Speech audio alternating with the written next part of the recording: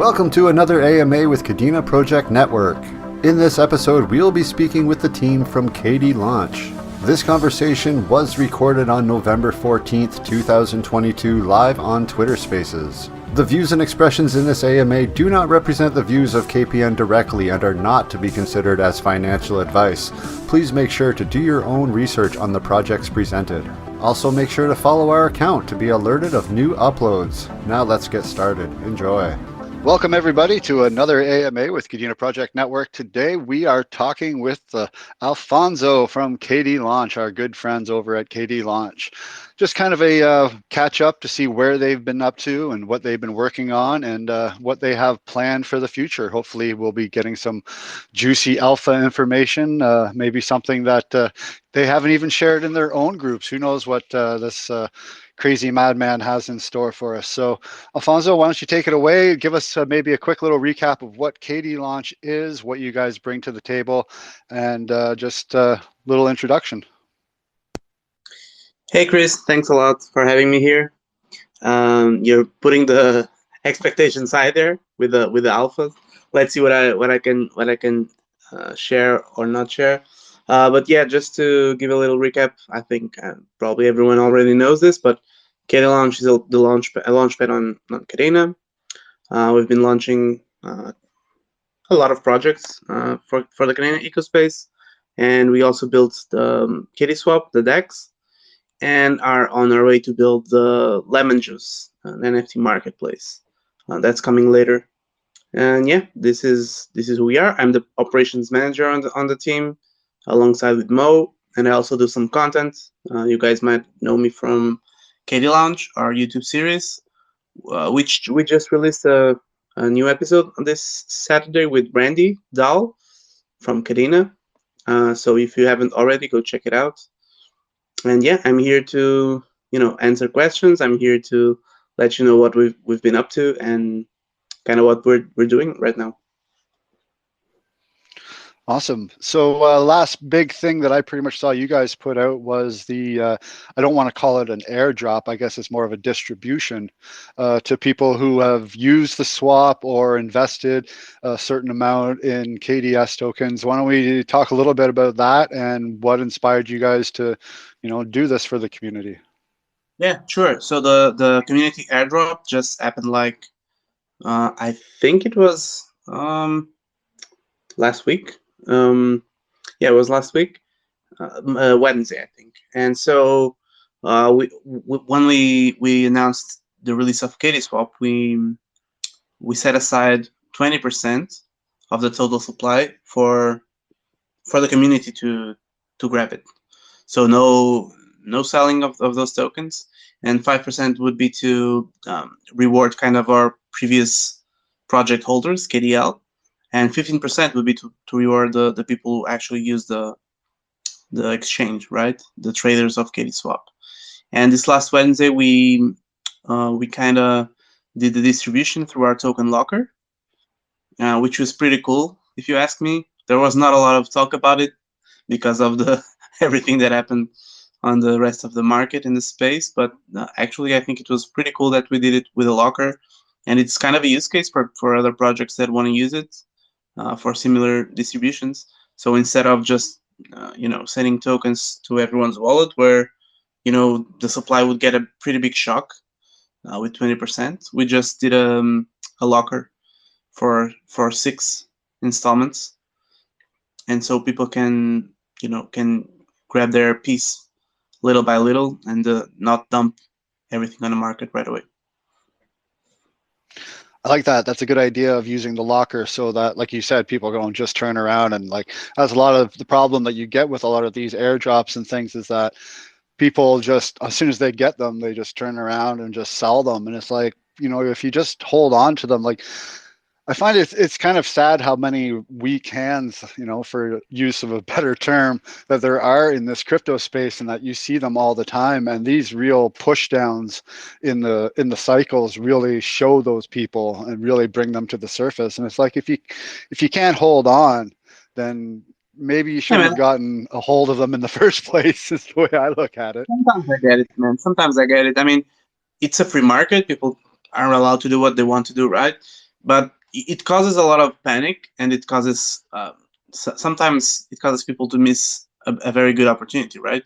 So these tokens are free essentially, and sure, you can sell them now and maybe make like, I don't know, $100 or $200. I'm not sure how much the minimum was, but maybe you can hold on to them and believe in the project, in the team, and they can be worth a lot more one day. I have a very hard time selling a project that is like $1 million market cap, but it it happens that some projects never go beyond that, right? Especially in the bear market, some of them die. I know we are not going to be one of those projects, but some holders might not think the same, and they are totally legitimate in their legitimacy to sell, right?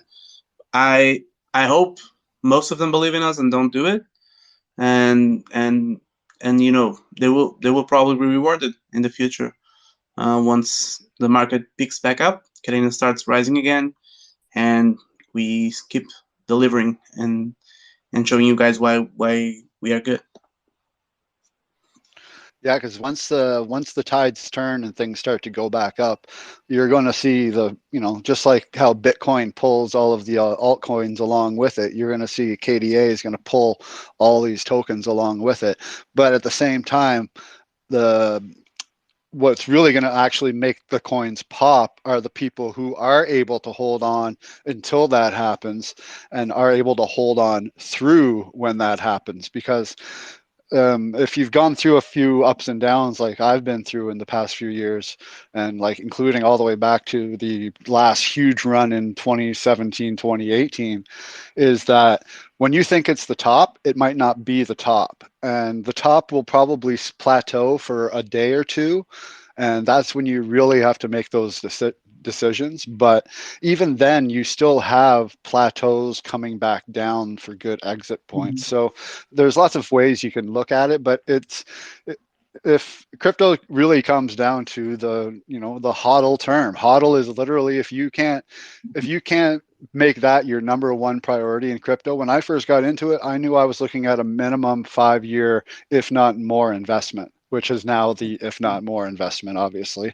But No, but it's these opportunities. Like I have coins right now where I bought like $500 worth of this coin and it's worth like less than $1 now. And it's the yeah, same amount of tokens and same amount of coins and stuff. But like these are the times where I go, well, I could just throw another like $100 in and like there's my DCA just completely dropped for that coin, and buy 3 times what I bought for $500 back then, because I do have faith in certain things and certain coins that they will come back around. sure. I think it all comes down to actually if the projects are good and the team is good, right? So if you believe in the project, you believe in the team. Yeah, sure. It hurts when your net worth goes down like 80%, right? And you miss the top, so to speak, or you didn't do a good job of, de-risking yourself. It happened to me. I think it happens to a lot of people. But what you can do is, not panic and think about how things will be in like 3 or 4 years, right? And okay, maybe you don't need to put your life savings into any project, but you can do what you said. You can DCA, you can keep calm and collected and keep up with the news, see what the team is doing, see if you like the way the team is heading. And if you do it, just put a little bit on the side every month or every 2 months or whatever is comfortable to you, that doesn't hurt you in terms of finances, and you just keep at it, because eventually the market will go up, that's for sure, and the good projects will go up with it. And I think I know Kadena is a good project, and I know we are a good project as well. So that's a good strategy in my opinion.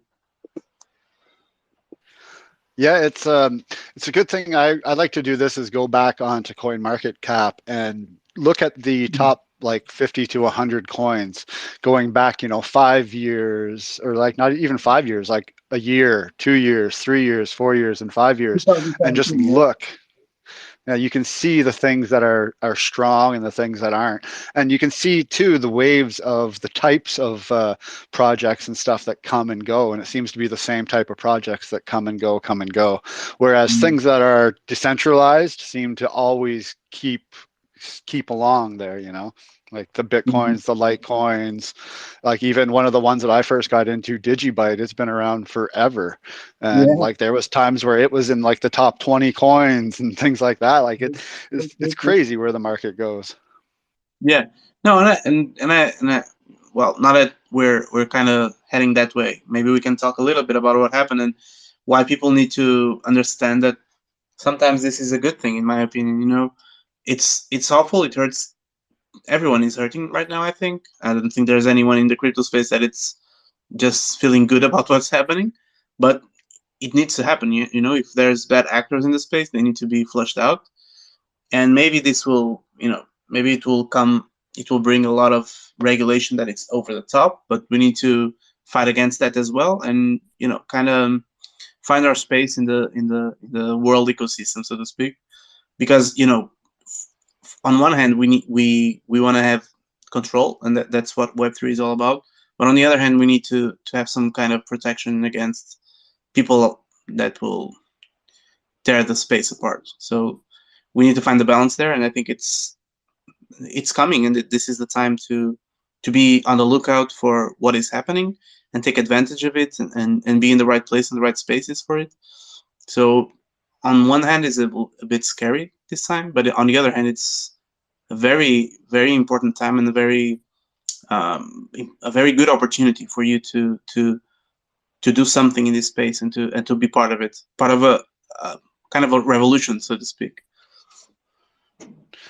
It's kind of like the original vision of Bitcoin is starting to come to fruition, where people are learning the value of like things, the simple things like not your keys, not your coins, and that decentralization is the way to go in the future for security, as opposed to these centralized entities.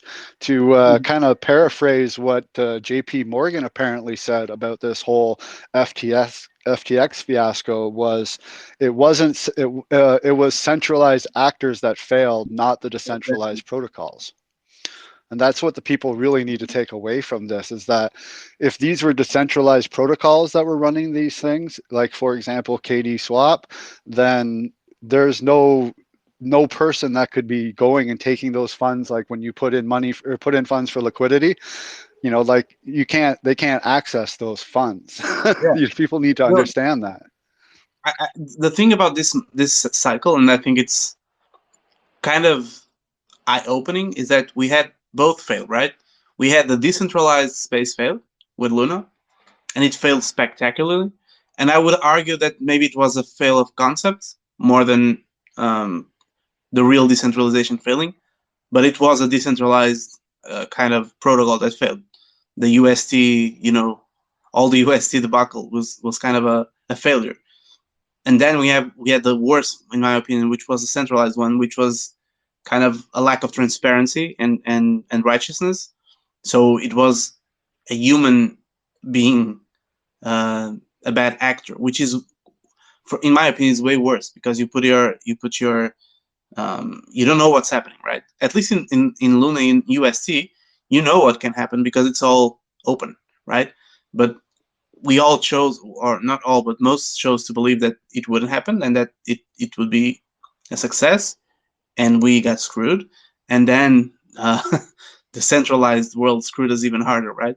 So I think it's kind of funny that it happened on both ends, and that we can learn from both, and that we can't be all blinded by the decentralized and thinking, oh, only decentralized works. No, I think we need to have ways of trusting the centralized entities, because if we are 100% decentralized, things won't work.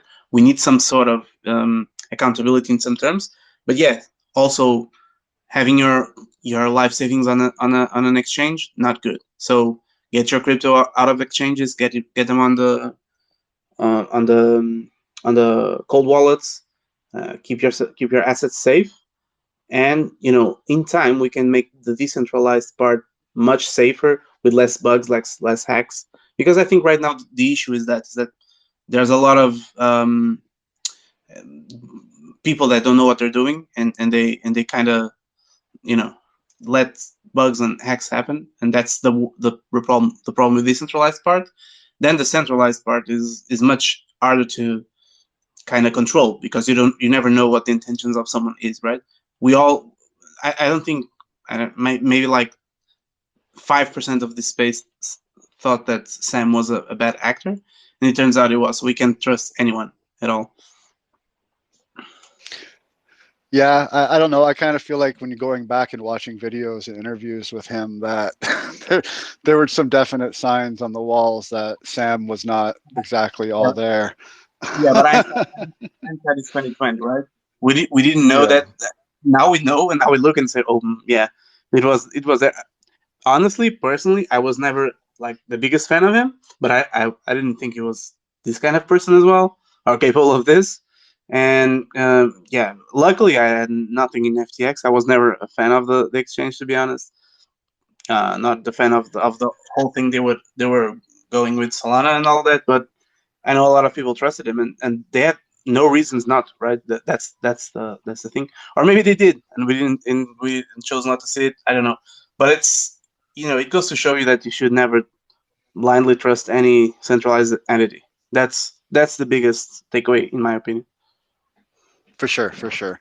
It's kind of funny though, because on the other side of things, if we go fully decentralized, you still need pretty much a centralized system to build on top of that decentralized system.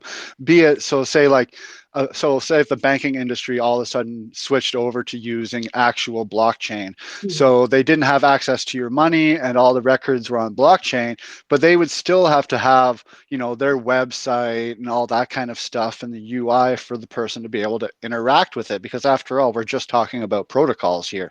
We're not talking about the UI and all that kind of stuff. So that really leaves very less attack vectors, but is also one that we see very often, and that is people, since a lot of these protocols are open source and you can just download and compile all the code yourself, you see bad actors that go and make a few changes in that code and then make a copycat of your website and push people towards that, because you could just buy a Google ad space and have your ad show up above the real website's freaking URL, and that'll become the next big thing, and even then it shows like centralized there, you have to find that sweet spot between centralization and decentralization, and I think it's going to be a long time before we find that.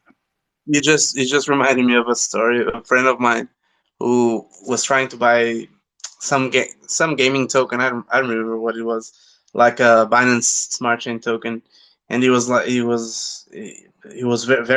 feeling the FOMO, and he would put in on Google like the name of the token, PancakeSwap, and it turned, the first link was a scam, and so he sent some money to some scammers. So that goes to show you how easy it is to do it, right? You just go to a token that it's hot right now, and you just kind of find a way to, through SEO or some other way to put your link on the first place. And it looked like it was exactly like PancakeSwap, but it wasn't. You just sent money to an account, and it was like, hey, can you help me understand what happened? I bought this, but I have no tokens, and the money left my wallet. And I was like, that's so weird, because the transaction doesn't look like a PancakeSwap transaction. It was like a smart contract, but like a random smart contract. And then I understood that it was like a scam. Yeah, that's a pretty common one, and one that I'm sure lots and lots of people have fallen for. But the thing with blockchain is that those all of those funds can be traced, and a lot of exchanges do the due diligence and they have, I know a lot of the top exchanges all share a list of blacklisted wallets. so that if like any funds are sent from these wallets, they are automatically like trigger off all the KYC stuff and authorities alerted and all that kind of stuff. So it's kind of weird that these people, like even with the FTX stuff, you know, we're seeing like transactions happening still, like up to probably in the last hour, there's probably been transactions coming in and out of their wallets, even though they're completely shut down. You know, everything's been kind of seized on them. But like, it just goes to show, like, it's everything can be traced. I don't know why people think they can get away with stuff. Yeah, and it's funny that, you know, people think a lot of one of the arguments of the mainstream media, right, is that crypto is only used for laundering money and criminal stuff. But the fact is that the money on the blockchain is, the assets are completely impossible to make untraceable, right? You can always know where they are, and it was how they caught those guys from 2016, the two guys that stole the Bitcoin, that Yeah, that's what I DJ. was gonna say. The guys that stole from Silk Road. Yeah, and they never got the money out because it was all traced and blacklisted.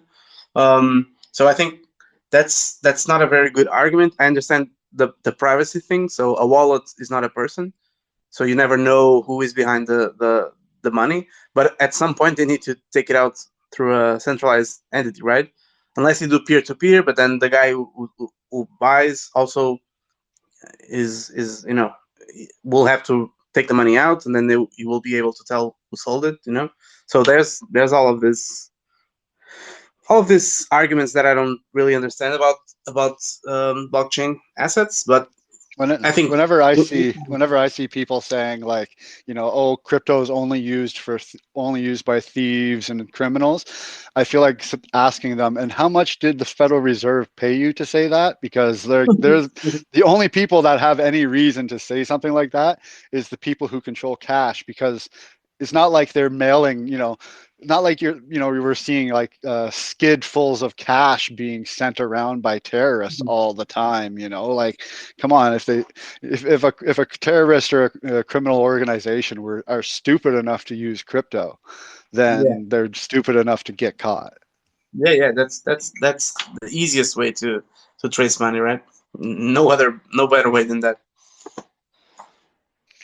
It's just ridiculous. And then you got the whole people saying that, you know, oh, the energy consumption is going to kill the world. It's like everything these people say is going to kill the world. And then they get back into their private jets and their Hummers and fly and drive away. And it's like, really? Like, I'm sorry, but if you want to talk about a drain on the power system in the world, talk about the banking system. You got to look into, people don't account to how much energy that the banking system uses in this world. You got to consider every ATM machine out there in the world, every pin pad in every store, and the energy that they consume, and then the actual bank branches themselves, and then all the trucks that are driving all this cash around. Like, like there's so much that the banking industry uses that I guarantee you it's probably like 10 to 100 times more than Bitcoin mining uses in a year. That's for sure.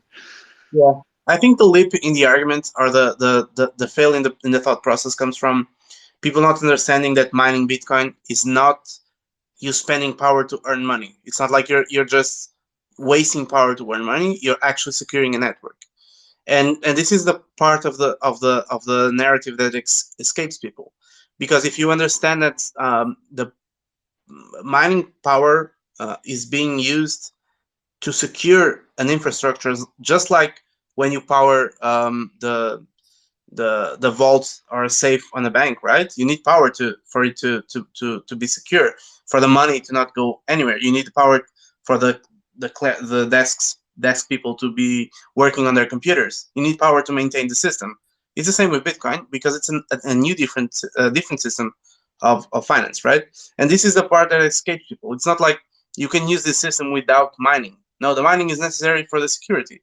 And so people who do it are paid to secure the network. And once you understand that, the power consumption doesn't look that big. Because if you compare it, like you said, to bank systems, how many, probably not you don't spend more on oh, well, certainly on Kadena, right? Bitcoin, I don't know, but Kadena is surely not. So yeah, that doesn't make sense to me. Yeah, there's lots of things in this crypto space that don't make sense, but the one things that always do make sense is that proof of work is definitely going to be I believe the system that outlasts all the rest. And even I don't know, let's get your take on the whole Ethereum change to proof of swap, and now that we're seeing just how centralized it actually has become through that. Your thoughts on that? Yeah, I think proof of stake has a place. I don't think I do think the proof of work is the most secure one, but as I've told before, I think we shouldn't be too we shouldn't think just be very maximalist, right? So I think proof of work is definitely the most secure form of consensus, but there's some place where proof of stake might have some upside. In regards to Ethereum, I think they did the wrong choice to do that. They had the proof of work going for them for a long time. I don't see the point in changing and make it, like you said, more centralized. If they had started with proof of stake, sure, they could have gone with it. But now that they are proof of stake, they have a lot of problems with the SEC, and I don't know how they're going to fix that. And they are more centralized. So yeah, I don't quite get why they did. I mean, I know why they did it. I think Vitalik always wanted to be a proof of stake, have a proof of stake consensus for Ethereum. It just didn't do it to begin with because the tech wasn't there, according to him. But I don't know, man. What do you think about that? I don't think they made the right call. No, I don't think it was the right call either. The way I see proof of stake working best would be as almost like an L2 protocol on top of a proof of work protocol, or a token protocol, something something as big as Ethereum should not be running on such a centralized system and such a system.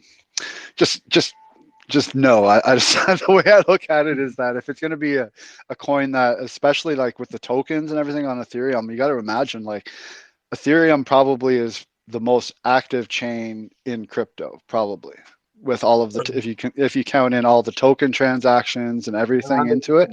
100%, yeah. Yeah, it's by far the largest chain in all of crypto, and the most active. But like something like that needs to be super duper secure, and I don't see how they could ever feel like having hundreds of validators be better than having the probably over 100,000 different miners they had mining Ethereum. You got to remember, you could mine Ethereum with a decent graphics card.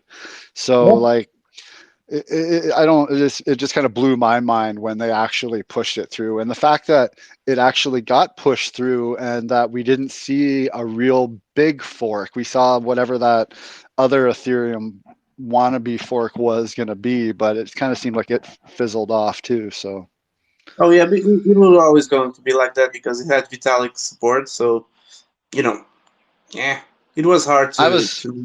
was kind of hoping to see Ethereum Classic come out of this as a big winner, being Well, that it is the original Ethereum chain.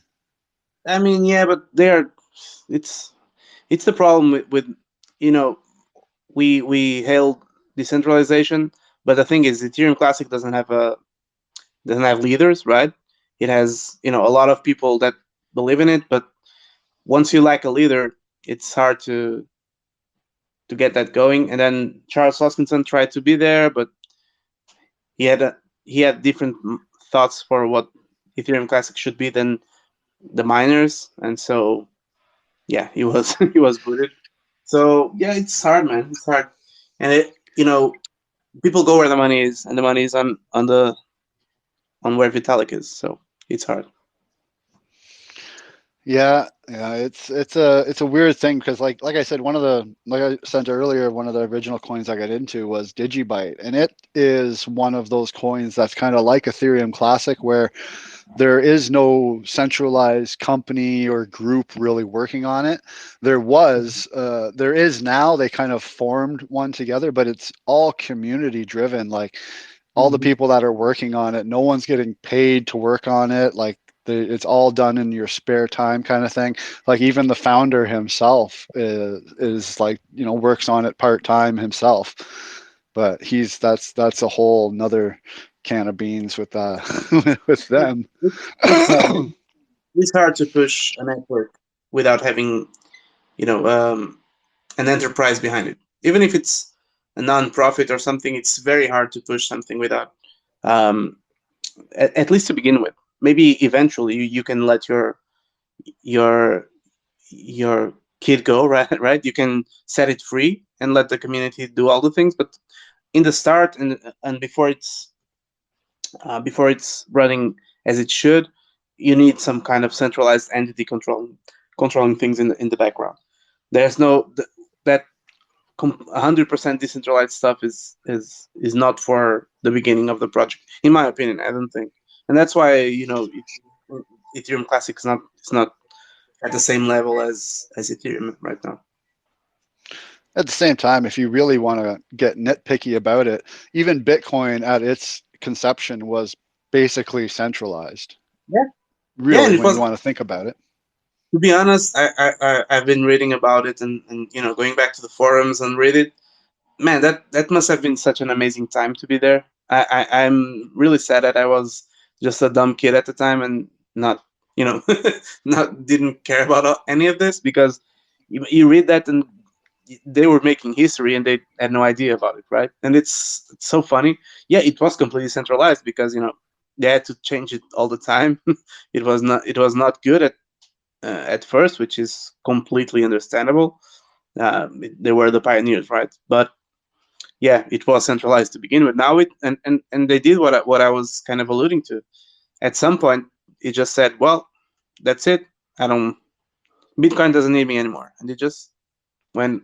We never heard about from Satoshi anymore, right? So I think that's kind of the way to do things.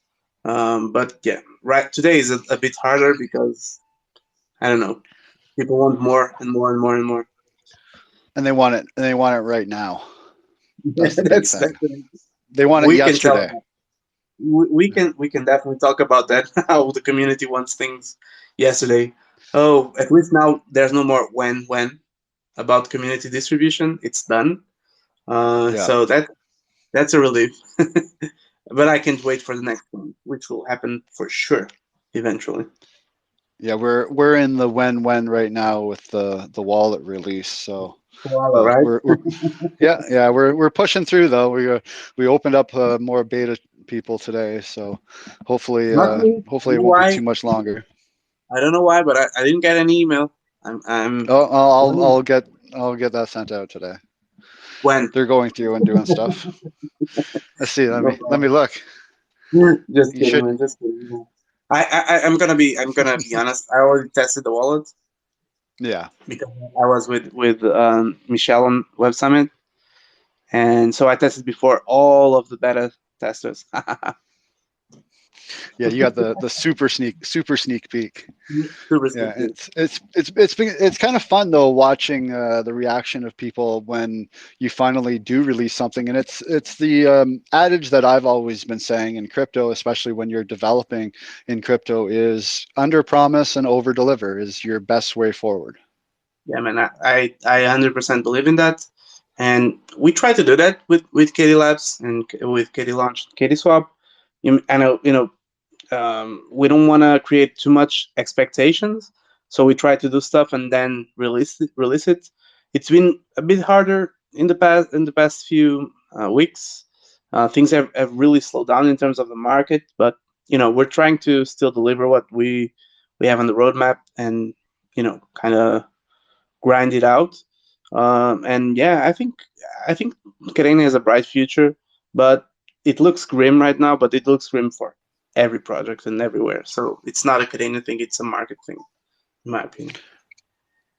And I feel too like I kind of feel like if you've been noticing that it seems like the team's starting to get a little bit more active, the Kadena team itself, being, Absolutely. you know, they're so it's good. Like they're actually showing like, hey, we're actually working on these things. You can actually see active activity on the GitHubs and everything. So it's not, people will say, you know, oh, you know, the Kadena team's not working. They're just sitting around and going to Oh no, parties and on vacations all the time. It's like, absolutely not. no, Absolutely. absolutely not.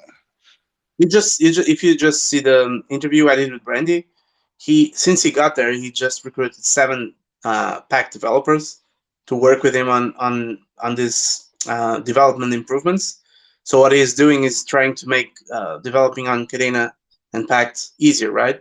So he recruited 7 people just from like 2 or 3 months ago. So they're doing work. They're hiring people. They've hired I remember her name, the lady for operations. I don't remember her name, but they hired her. They hired another guy for a strategic advisor. So I think they're hiring a lot of people. They are definitely trying to be more active on the social space. They've released a lot of videos, a lot of Medium articles. So kudos to them, because I think they're going in the right direction. But you know, people will say, "Oh, it's too late." It's not too late. It's early. It's the early stages of the next one. So I like You it. gotta And you got to realize too, this is a team of developers and people who have been working pretty much in silent for the first like almost 3 to 5 years of the coin itself. You know, like so they're indoor cats. They're not outdoor cats. They're not your typical businessman, that's for sure. And so I think that's why they are hiring more business people to help them with that, with communication, with the social aspect, with you know the planning aspect, because I think they also need some structuring on the planning. You know, we see Marmalade and we see IntelliSense, and then we don't know which thing is coming first. So I think they need to focus on that. Also, the development experience. They hired Randy, which I think it's a phenomenal acquisition, and that will really improve things for people trying to learn. I can speak of experience that trying to start to code Pact is a nightmare right now, and I think what they are doing will uh, help like 100%, right? Just the Kadena.js stuff, and they are building an educational tool. So I think they're doing the things that they need to do for Kadena to be really big the next bull market. Yeah, I kind of look at the Kadena team kind of like, you know, they were pretty much for the last few years, they were a startup team. When you look at a business, you know, you have your startup team, which is your core bare and bones kind of team and just what you need to get the job done. And now they're realizing that, okay, we're no longer a startup anymore. We have people that are building on us. We have people who are needing stuff from us and expecting things from us and are relying on us. It's time to maybe step up the game, expand the team. And it seems like that's exactly what they're on track of doing in the next couple of months, probably. True. Absolutely. True, true, true. I agree with all that, and I'm really excited for it. Although I'm a little bit on the down right now because of what's happening around us, but we just need to weather it and keep building, keep delivering stuff, and things will look up eventually.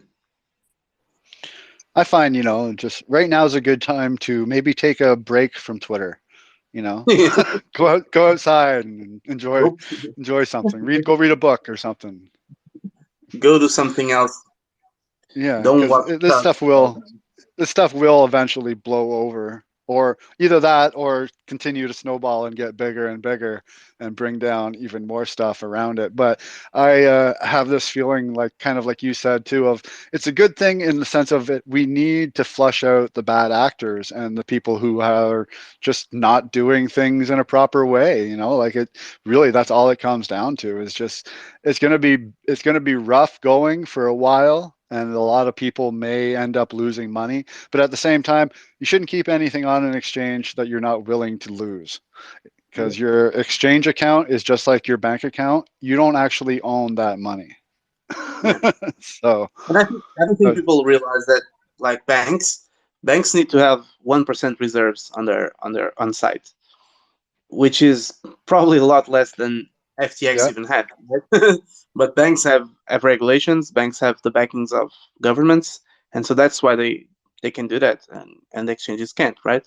Also, banks don't lend out Dogecoin and Shibas and whatnot, so there's a bit of a difference. But in terms of technological stuff, or not technological stuff, like technical stuff, it's kind of the same, right?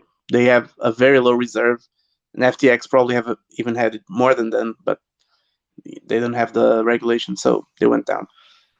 it's like no one learned anything from Mt. Gox. No, true. It's, Literally, it's like it's the human that's it's the human need for greed, right? It's how we are as humans. So that's why I think we do need regulations, because it will keep happening. People are just blinded by greed, and they will do it again. So I just hope we can get good regulations, and not like kind of those regulations that don't allow us to do anything, which would be very tragic. So I think it's up to us as well to fight that. Let's see what comes. the one thing that I thought was the most shocking about this whole FTX thing was, as we learn more and more about it and the finances, is that the people that were meant to be helping keep things in check were actually just kind of going along with it, knowing right well what was going on. Mm, So it's kind of a catch-22 at the same time, of the people who are supposed to keep you safe are actually screwing you from behind. we need better auditing mechanisms, like what exchanges are doing now, like showing their assets and where they are, and that will help, at least having some transparency. I don't know what else, but we'll get there, man. We'll get there. It's always hard to get things right at first. We always need some pain and some errors to begin with. Eventually, this will all work as a well-oiled machine. One thing you mentioned earlier that we haven't really talked about, and I haven't really seen you talk too much about, is Lemonjuice and what exactly that's going to entail.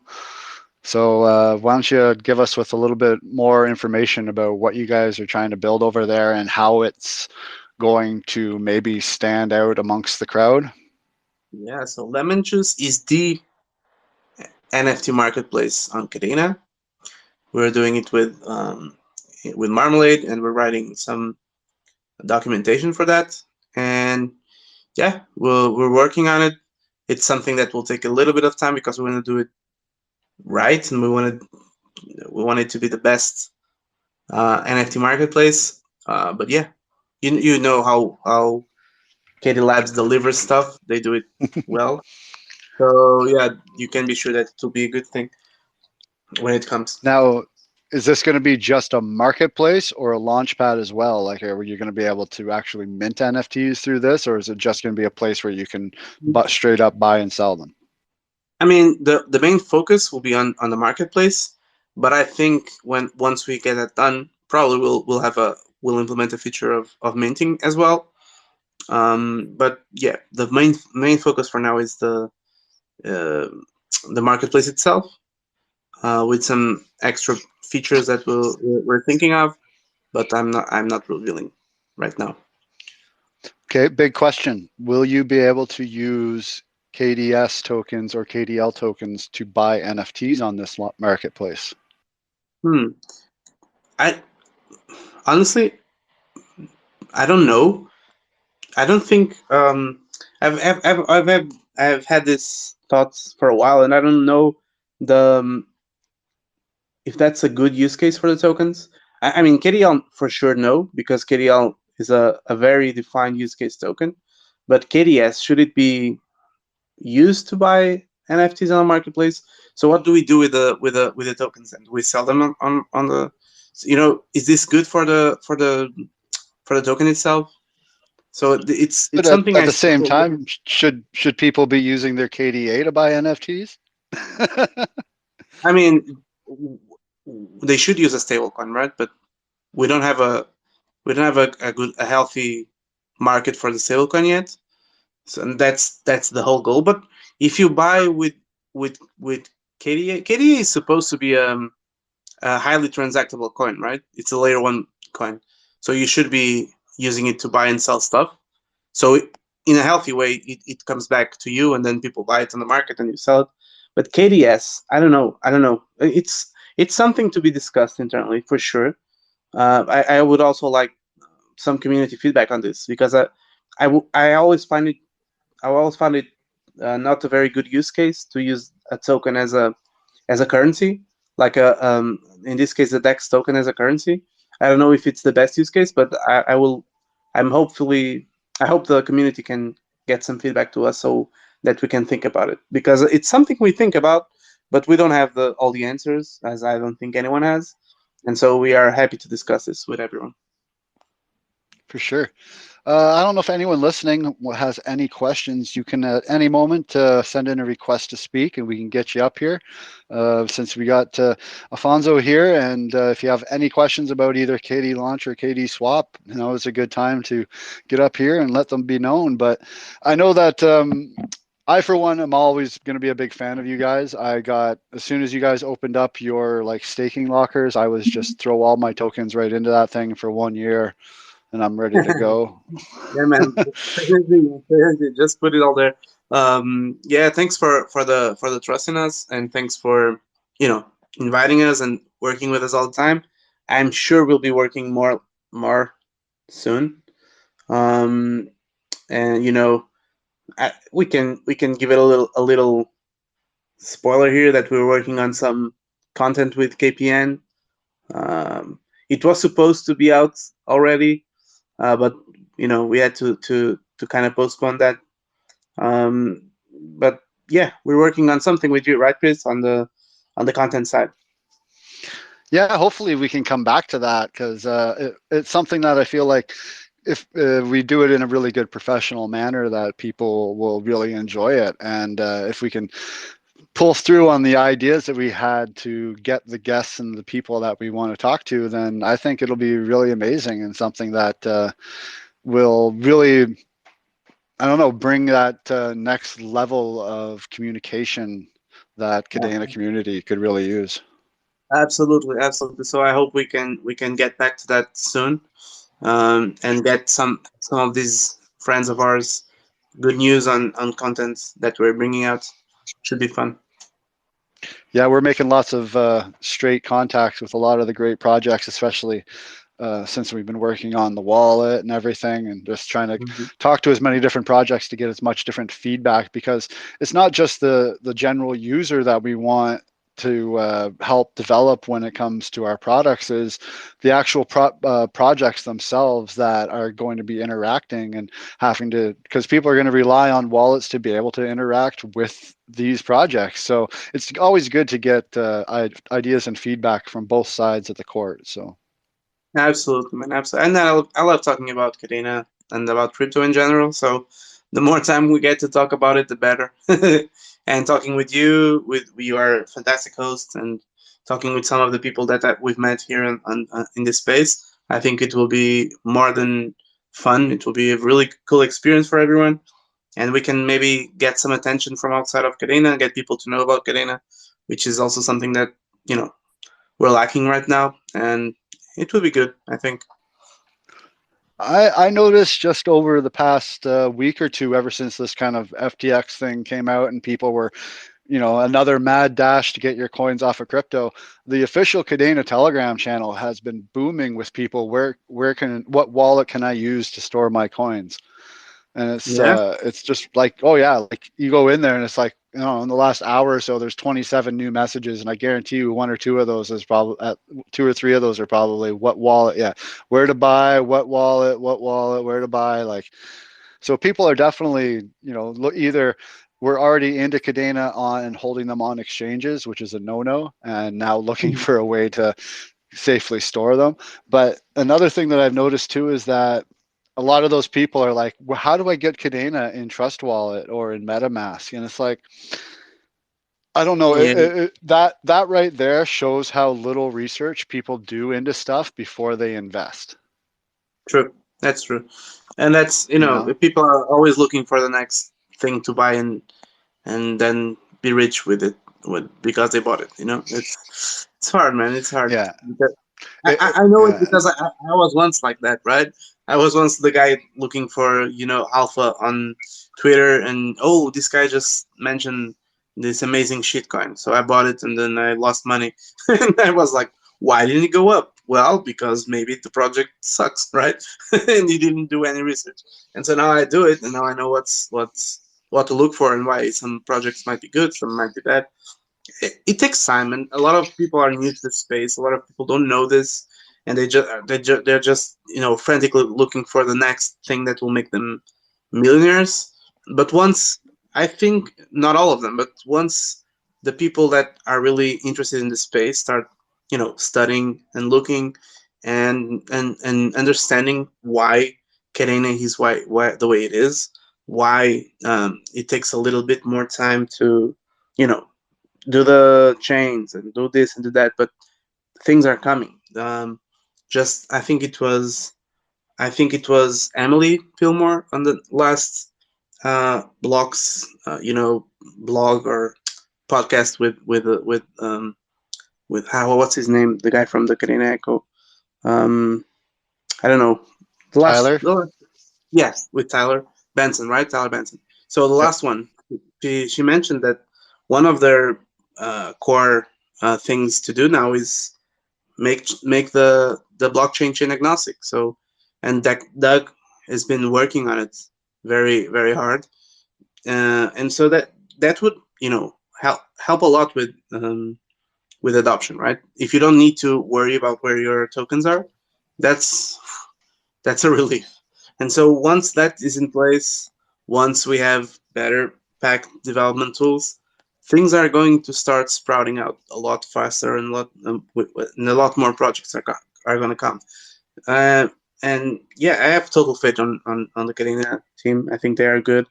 I think they have been doing the right moves as of late. Even if they were kind of slow in the beginning, that's normal and fine. But now they're doing the right moves, I think.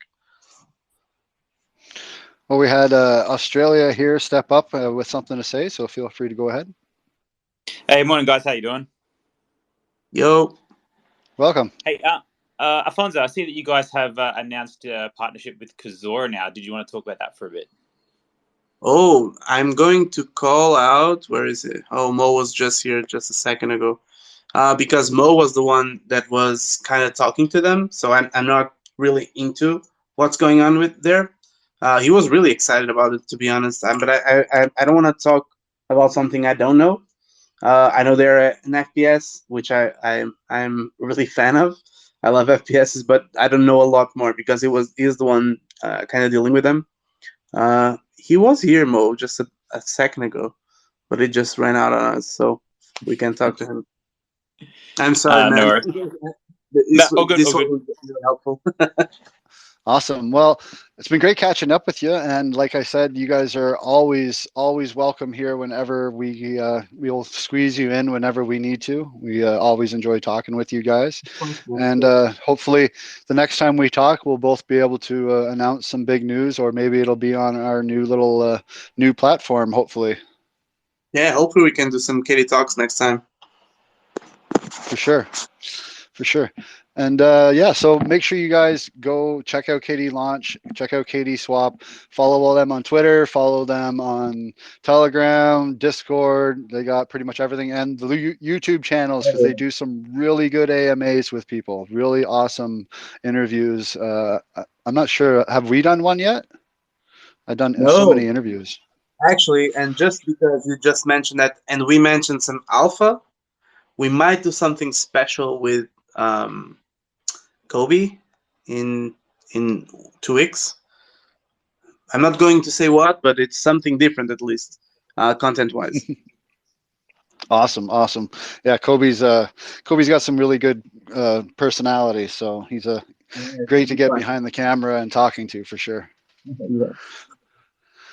Awesome. Well, Thank you very much, Alfonso, for joining us. I don't know if anyone else had anything else to say. Everyone's been pretty much here the whole time, but thanks for hanging out. It's been awesome chatting. Yeah, man. Thanks a lot for having me. And as you said, when you want us here, let us know and we'll be ready to come. Awesome. Well, thank you very much, everyone, for listening. Make sure you guys, like I said, follow KDLaunch, follow KDSwap, join all their socials, and also might as well follow all of ours at KPN as well. So thank you very much, everyone, for listening, and have a great evening. Bye. Bye. That wraps up another amazing AMA. Thank you for listening. Here at KPN, we strive to bring an open platform for projects being built on Kadena to present themselves to the community. Please ensure to do your own research on each project before investing. Also ensure to follow us on all our social media from Twitter to subscribing to our weekly newsletter to ensure to keep up to date on everything KDA related. You can find all the links in the description below. Take care.